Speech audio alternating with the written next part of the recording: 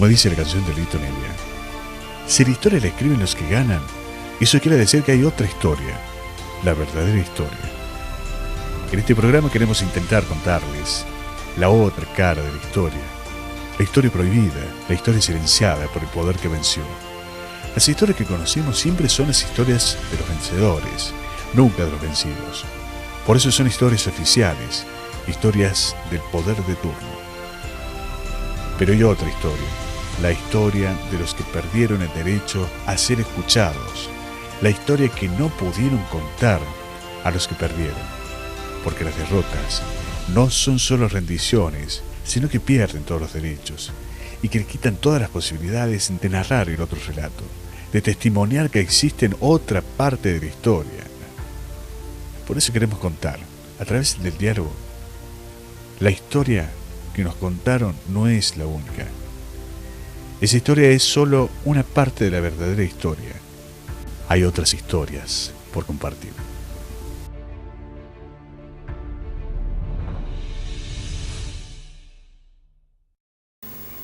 Hoy vamos a compartir la historia de David, que no es el David que enfrentó a Goliat, el David de la Biblia, pero se parecen demasiado. El David bíblico enfrentó a Goliat con su gomera y lo venció.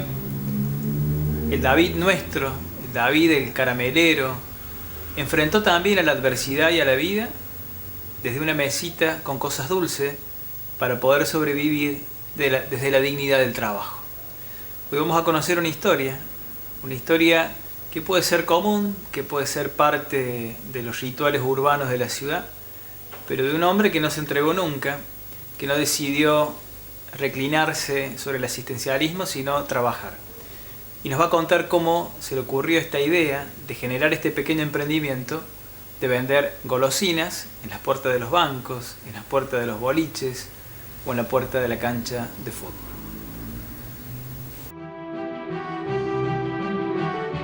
Dr. Juan Ochea, especializado en jubilaciones, pensiones, reajuste de haberes.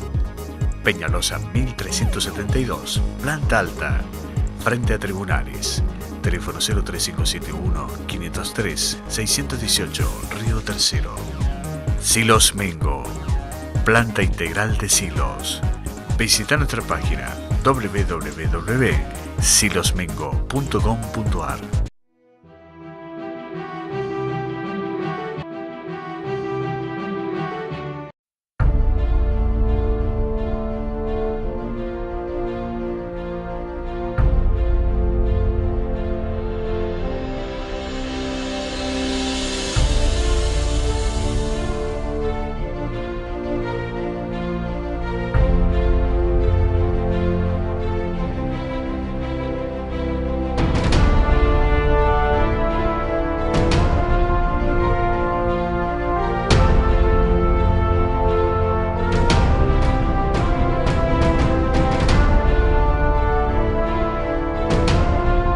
David Fernández, sí. El caramelero de la ciudad. Sí, bueno. sí.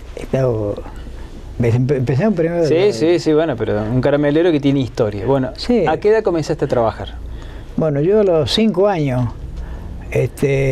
me acuerdo que estábamos en el campo,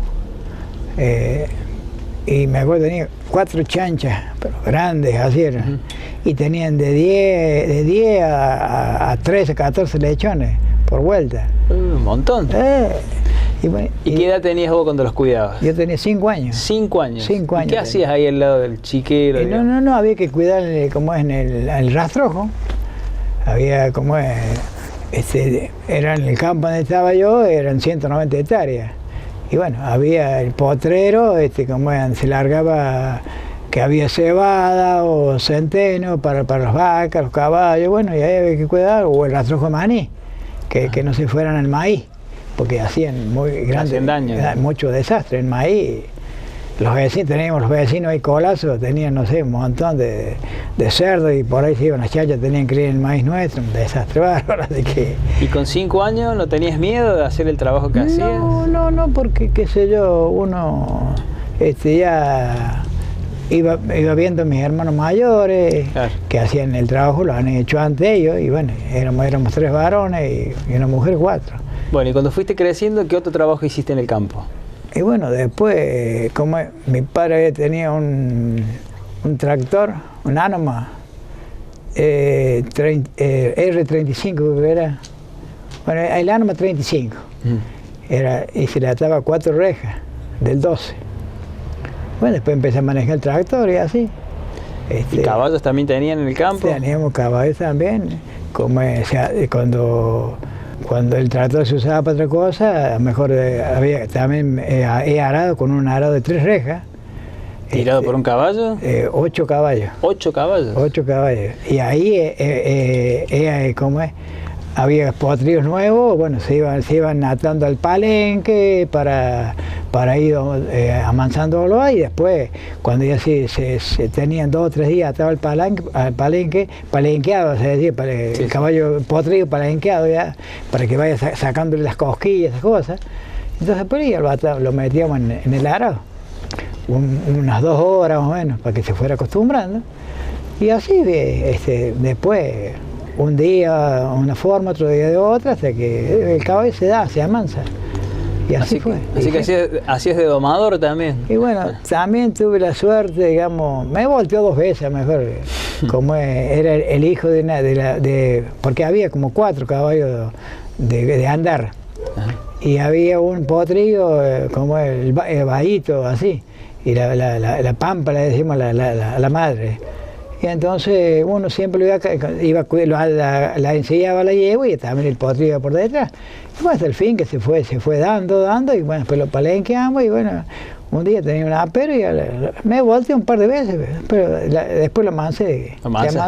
Y sí, porque yo venía a veces, venía con los animales a la tarde, le entraba el sol, ya lo agarraba y lo ensillaba y le daba un galope, que sé yo, más o menos 1500 metros, bueno, un galope, ida y vuelta. Y así se fue avanzando hasta que se hicieron amigos. Sí, así va.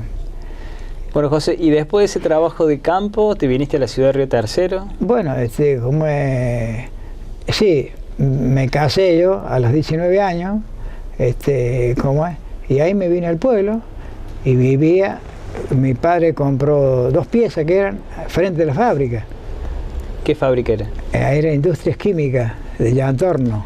¿Hay Camilo Villas Cazú? No, acá andé el Caracol, el Hiper Caracol. Sí. Ahí, y yo vivía enfrente. Y ahí fui entrando y bueno, trabajé en changa, así.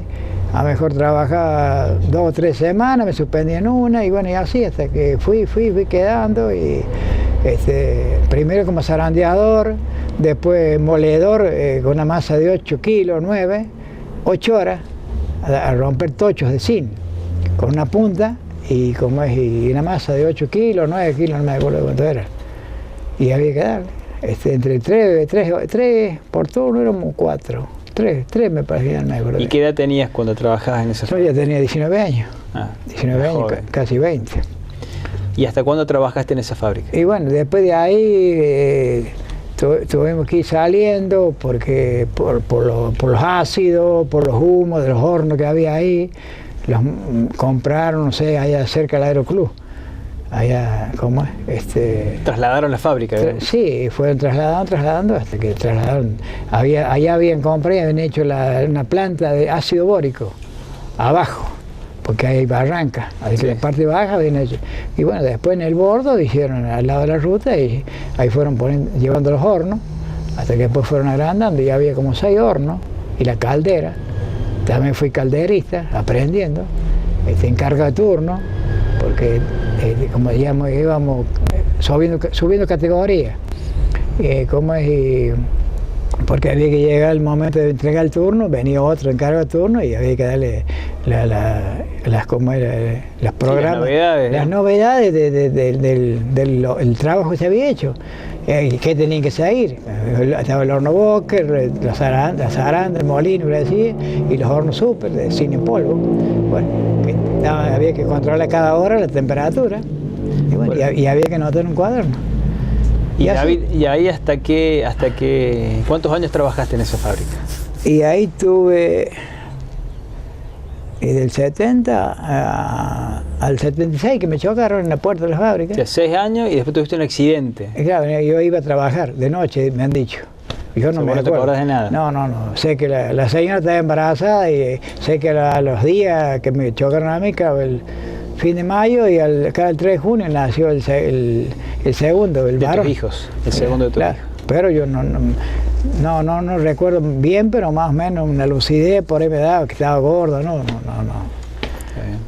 Y bueno, después ¿cuánto tiempo tuviste internado, digamos, bueno, después del accidente? yo digo lo que me han dicho, pues yo ¿No te acordás? No me acuerdo cómo es. Sé que he estado como un mes o más en Córdoba. Me llevaron acá a la clínica regional y no, de acá mandaron directo a Córdoba, al hospital privado. Bueno, no me acuerdo, sé que Bien. ahí he estado como un mes y algo. Bueno, y cuando volviste a la ciudad, cuando volviste, digamos, de esa internación, sí. ¿Te recuperaste y pudiste volver a trabajar o no? Bueno, el jefe personal, Juan Raúl Ramito, gran valor, porque yo fui delegado también ahí, y bueno, estaba con el gremio. Y había contrariedad con el jefe personal. No quería dar categorías a veces, cuando a uno le hacía falta. Bueno, y fui, bueno, iba que no me sentía bien. Pasaba un auto y me daba como mareo, algo que la cabeza que me daba vuelta en la cabeza parecía. Y bueno, y así fui, hasta que un día me llevaron a reventar material a los potreros con dinamita. Me reventó la cabeza. Claro. Así que, bueno, y después iba tiempo en parte de enfermo y tiempo que trabajaba, bueno, hasta el fin que un día, no me acuerdo, bueno, no me acuerdo cómo fue, de que tuve que renunciar, yo tenía 6 años, tuve que renunciar para poder acogerme a la jubilación. Ajá. Bueno, tuve que renunciar porque si no tenía que pagarme la indemnización. La indemnización de los años que tenía. Y yo estaba como encargado, no sé cómo denominarlo, claro. Porque tenía gente a cargo, manejaba una caldera, manejaba hornos y bueno, y así fui pasando pues hasta que al fin decidí renunciar para poderme, porque el sindicato tampoco hizo nada. ¿Cómo es? En esa época creo que estaba Carrizo todavía, el padre del Carrizo que está ahora. Y entonces, ¿cómo es? Tuve que renunciar y bueno, me cogí la jubilación y así fui, hice los trámites, yo fui a la caja, me hicieron todo. ¿Te jubilaste por discapacidad? Sí, por discapacidad.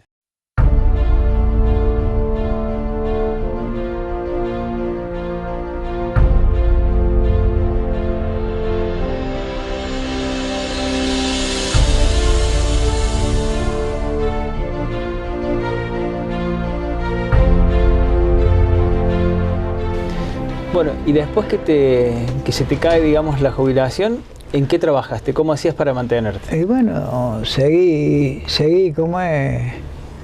A ver, mi padre había puesto otro negocio, me parece, y estuve un tiempo yo atendiéndoselo, y bueno, ahí me daba algo, y bueno, me ayudaba para la comida, claro, digamos. Claro. Y después, bueno, me fui hacía algunas changas en el campo, así como tengo mucha gente que me conoce en el campo y sé que sé trabajar en el campo, de sembrador, de lo que venga, digamos. He hecho todo en el campo. Así que bueno, al último, como me pasó, estuve como el Salvador Simonetti, que estaba en el campo Petiti, acá al sur de la feria. Ajá. Bueno, me buscaba por temporada, me buscó para preparar la tierra, después me buscó para,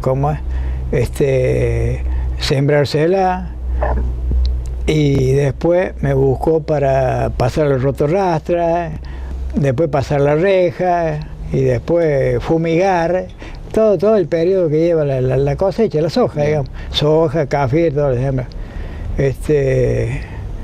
Y me buscó para la arrancada de maní. Cuando le sembré el maní, por temporada, pasar rotativa, deshiullar, fumigar, ya no me acuerdo bien cómo era, cómo las cosas que he hecho. Y después me busco para la arrancada. Y le dice que en la máquina arrancadora de 5 surgos, yo necesitaba trabajar y me hacía subir sobre el acarreador, porque es una va en la reja, el peine y el acarreador que va llevando, y ahí cae atrás a una noria que hace la fila. Pero yo tenía que caminar sobre el acarreador. Claro, y se quebró un diente y pasó la patita para abajo y me la quebró acá. Por eso ahora anda con el bastón. Y sí, y de ahí que, como dice, me afloja, de la rodilla para abajo se me afloja. Yo con el bastón me siento firme, porque varias veces me he caído, sí. Así que para no golpearme tanto, puso el bastón. Así que después de ese accidente no pudiste seguir trabajando ahí en el campo. No, ya no. ¿Y qué otro trabajo? Y después, bueno, cuando con el accidente acá me atendí el seguro de Casconi. Él tenía el seguro en Tancache, creo que era. Y bueno, me atendían, y bueno, me mandaron a... estuve, el doctor Rojo me atendió, que fue intendente, me enyesó hasta arriba, un mes y días. Después me sacaron yeso y hasta la rodilla un mes y días también. 2 meses y medio o 3 con yeso. Y el hueso estaba separado así de la pierna, porque fue quebradura expuesta. Y no soldaba. Y bueno, entonces me llevaron a Córdoba. No me acuerdo qué sanatorio era. Y me pusieron un tutor. Y ahí enroscaron y soldó el hueso. Y me quedó 1 centímetro más corta que la otra. Por eso andas, digamos, con el bastón, te ayudas. Sí. Y así.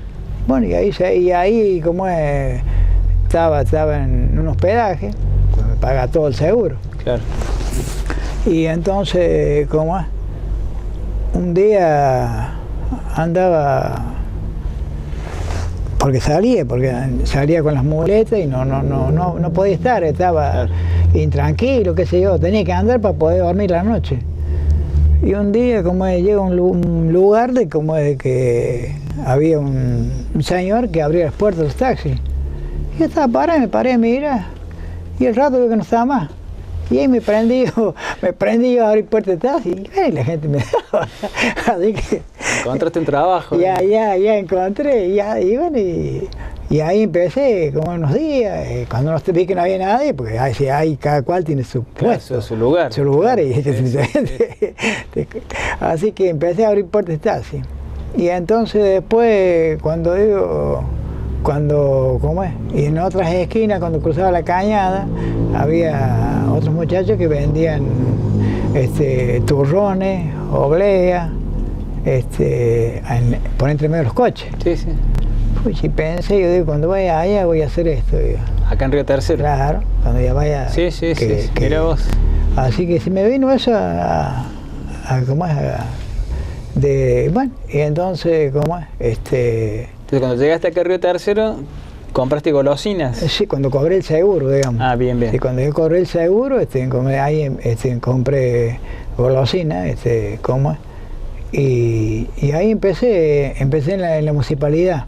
¿Frente a la municipalidad? Arriba, en la escalera que tiene, ¿viste? Sí. Ahí arriba. Ahí te ponías con... Ahí me ponía a vender, y me corrieron. El intendente, me acuerdo que intendente era. A ver. ¿O fue después?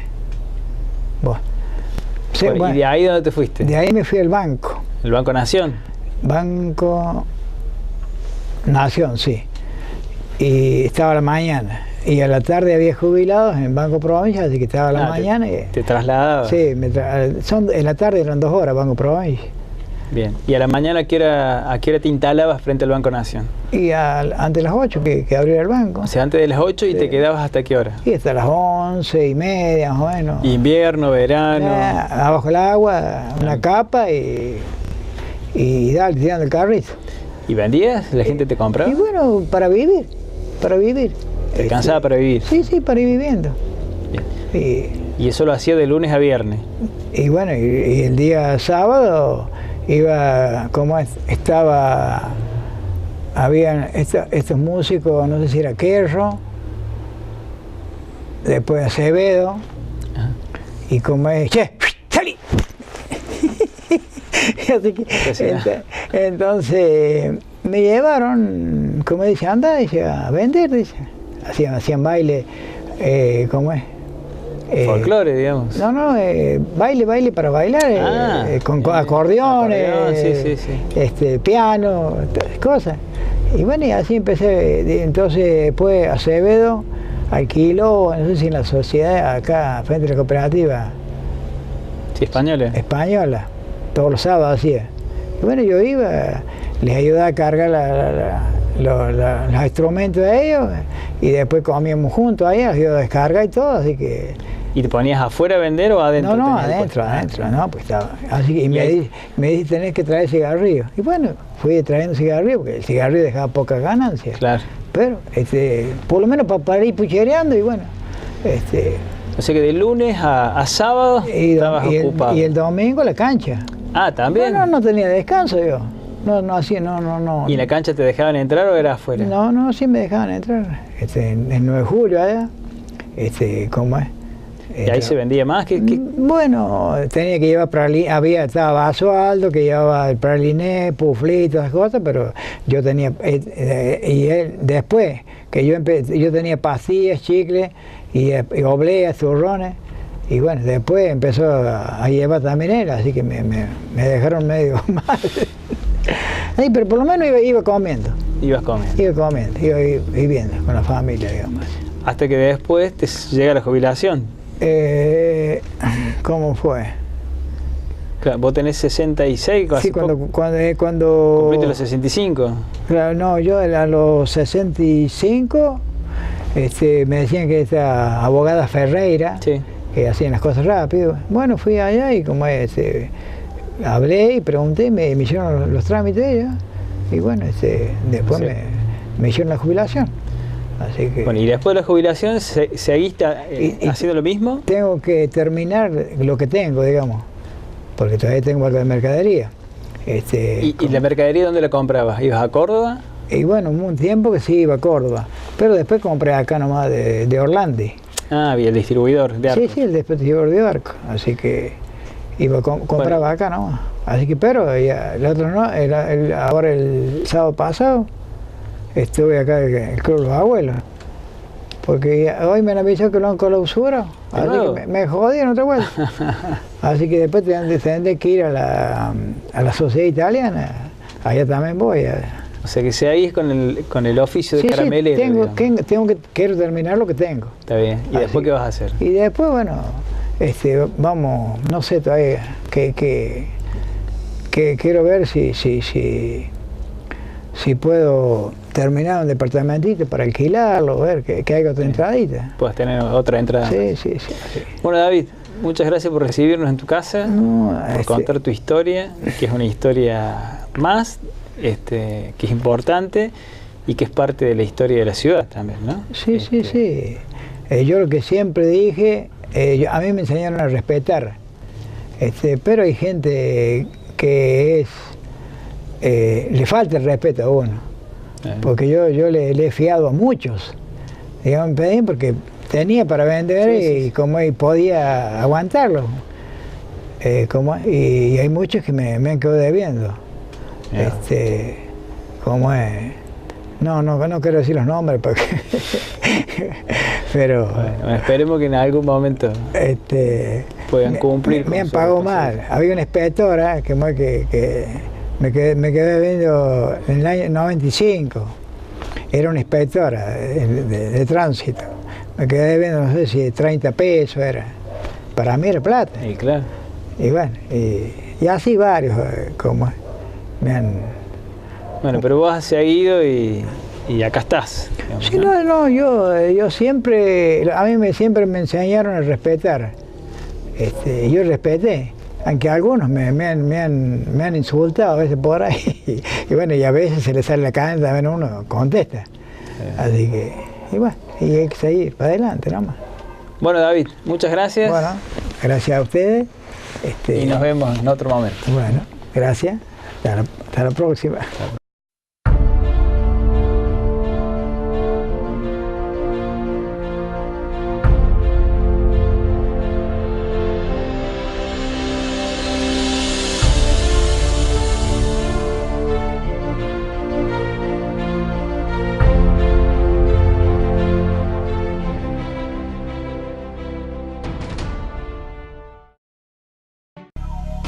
Buenas ideas, letreros, rotulados, calcos, toldos, artículos publicitarios, imprenta, impresión textil.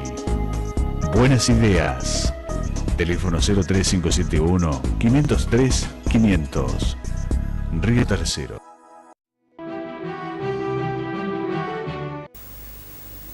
Bueno, la historia de David, la verdad que es una historia que quizás se parezca a muchos de nosotros, que en algún momento de la vida, frente a una adversidad, tuvimos que empezar a mirar nuestro pequeño mundo doméstico y ver cómo resolver los problemas.